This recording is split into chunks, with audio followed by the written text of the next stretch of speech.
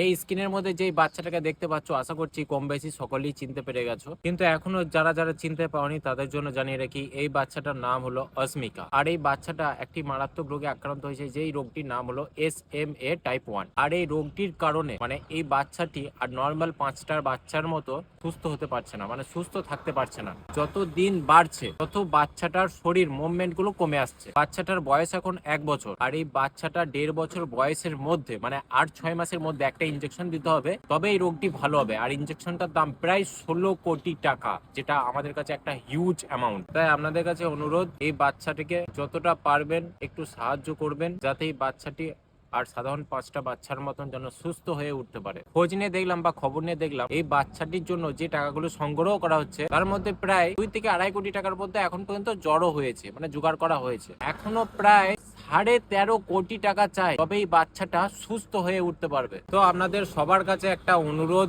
আপনারা এগিয়ে আসুন, বাচ্চাটাকে ডোনেট করুন। সাধারণ 5টার বাচ্চার মতন এই বাচ্চাটা যেন জীবনটা সুস্থ স্বাভাবিক হয়ে যায়। আমি কমেন্ট বক্সে যে সংস্থার মাধ্যম দিয়ে বাচ্চাটার কাছে টাকা পৌঁছে যাবে চিকিৎসা করার জন্য, সেই সংস্থার QR কোডটা আমি কমেন্ট বক্সে দিয়ে দিচ্ছি।